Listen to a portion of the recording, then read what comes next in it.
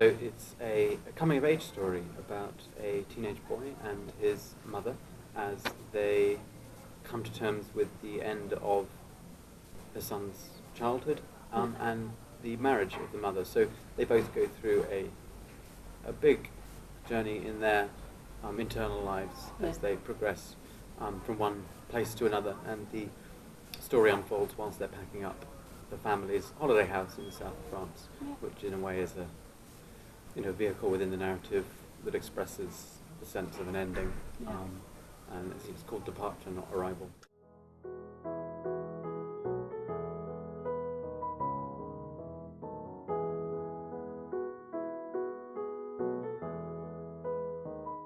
It's interesting that they never holiday there in the spring either, and that the hope they had that this house, this indulgence really, would in a way rescue the marriage and give them something, some project.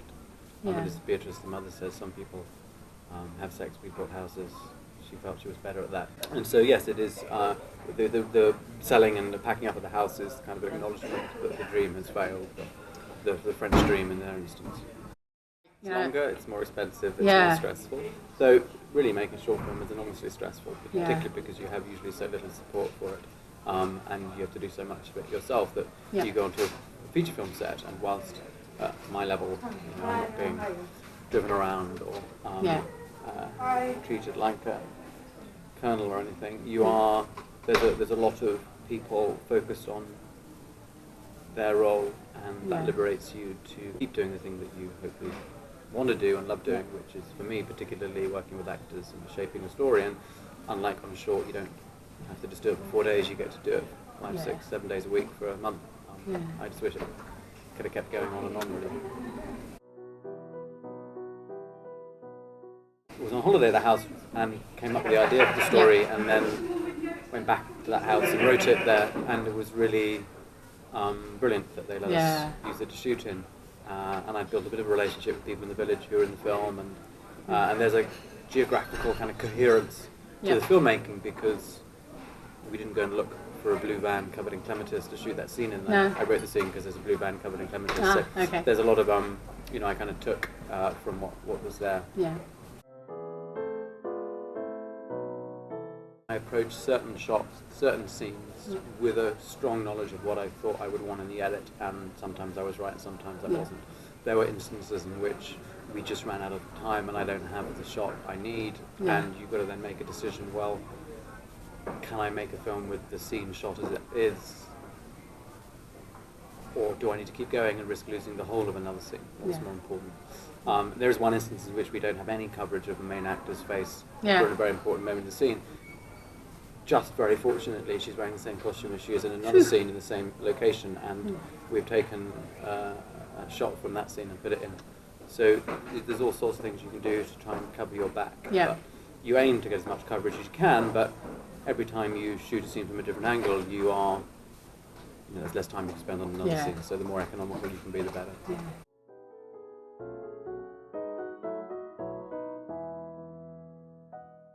So there was a story with a touring theatre company who came to the village and were there for the whole week. Beatrice and Elliot were there and were performing a kind of puppet shadow play as part of their touring theatre company, based on an opera by Dvorak called Rusalka.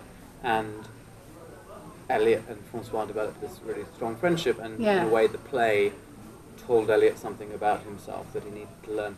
That all got cut. And the director of the theatre company became Francois, who's the guy in the bar who used to be a theatre director. So I love him. And it's a very, I don't know how, it's a real, for me, we all want to find out Francois.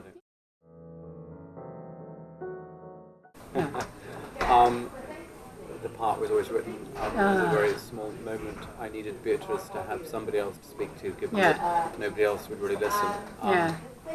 And the scene is a very faint homage to the scene in The Hours.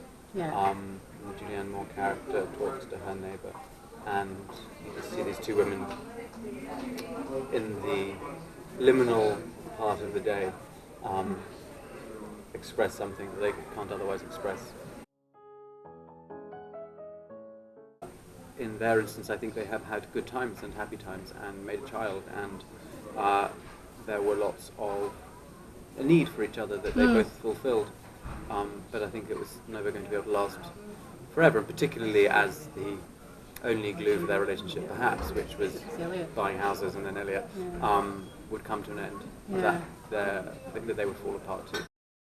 It's complex, not necessarily the best foundation for a relationship, but speaking for myself, I think the need for company, the need for affection and tenderness, and certainly Beatrice and Elliot and Philip and I think Clement are all seeking to fulfill the need they have to be loved and to be touched, literally.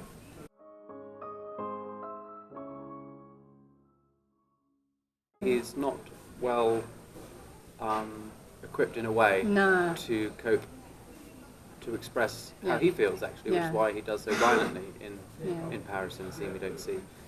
There was going to be more of that, and it even ended with quite a different ending in a way, in which Beatrice and Elliot went back home to the UK, but via Paris, to have the long dreamed for trip to Paris, and they picked up Clement on the way, and they all went, and he went back to see his mother. Clement is a really important part of the film, and I wanted to make sure he had a complex and layered background, and also a reason why perhaps the otherwise slightly less explicable relationship might develop between him and Elliot, and indeed why he might provoke inadvertently in Beatrice a feeling of recognition and of being needed. And I think Beatrice doesn't know that the reason that Clement is connecting and being so warm towards her is because of the loss he's experiencing, and she interprets that wrongly and perhaps acts on it clumsily, but that goes a little way to explain what the source is of the connection he has with her. She's really so full of sensitivity and so full of expressiveness, and can convey so much. It was just a gift to have her, and in a way she's a very strong face, with a very sort of expressive and powerful physiognomy, and you'd think about it quite hard to find her son, but actually in a way Alex and her, for me, I think they sort of work. They both share an expressiveness and an ability to communicate without words that make them seem like mother and son. I really liked water as a theme, and the whole the Francois and Elliot talking about desire in the cafe. Elliot saying desire is like the way water runs through your fingers. The desire is to be human. The storm. It was constantly raining. It was sort of raining, and also the house should feel, I hope, almost like it's underwater. The walls were all textured like that. Because Elliot had that whole concept of drowning. He feels he's drowning. Beatrice feels that she's drowning. The reservoir provokes this fear and longing in Elliot. She stands looking at the river. There's lots of glassware and a sense of bubbles and being underwater. So and that's the bath and the boat. The bed that they take apart is actually a bed, boat bed. That was intentional, and was connected to Rusalka and the idea of the water nymph. And I felt that, in a very kind of GCSE Freudian way, the water as expressive of sexuality was central to the idea that underpins the whole story, the forest of the unconscious, the water, the river, the reservoir of sexuality, and the wall of the reservoir of death. And then you go back even further into their history, where B had the problem, with the hot tap. Again, water being sort of expressive of both pain and of liberation, and that image connects to the hand which runs through the film. Wash your hands, the nettle, the pin in the hand, the broken glass, Elliot's hand reaching out to Clement. It's a bit Catholic really, but the sense that reaching out to touch something is either going to be a crime or is going to be a relief. Sometimes both at the same time. Oh, too much. I mean, all of my worst qualities are in him, and all of Elliot's good qualities come from Alex, I think. Some people will find Elliot unlikable and find that a problem, and other people will recognise the bits of him that are unlikable Yeah. in themselves too. Yeah. The idea that all characters should be endlessly likable, and particularly in LGBT coming-of-age films, in which the hero is so often, you know, an everyman, a non-character. I hope that in Elliot, departure is sort of represents a place in LGBT filmmaking where the lead character can afford to be unlikable, because he's not just a vehicle for coming out, he's a vehicle for expressing a complex human being who is got to grow out of being a bit of a shit sometimes, and has got to develop his empathy, and some of his narcissism is connected with his sexuality, and he has to grow out of that as well into a more rounded human being, whose vision, whose perspective on his mum as being limited, which is so obviously wrong and unpleasant, who isn't at times unpleasant and wrong, and who doesn't hope to grow into being a more pleasant and less wrong person. So I think you either recognise some of those flaws in yourself and therefore have sympathy with him and cheer him on, or you think you're pretty perfect, in which case you find characters who aren't intolerable. I'm not sure. Alex brings such sort of warmth and sensitivity that, and also such sort of respect for the screenplay. What he does isn't as overt as making up new lines. It's the life he breathes into the screenplay, and the authenticity he brings to the actions that were described in the screenplay, and his manner of doing them with all his particularity.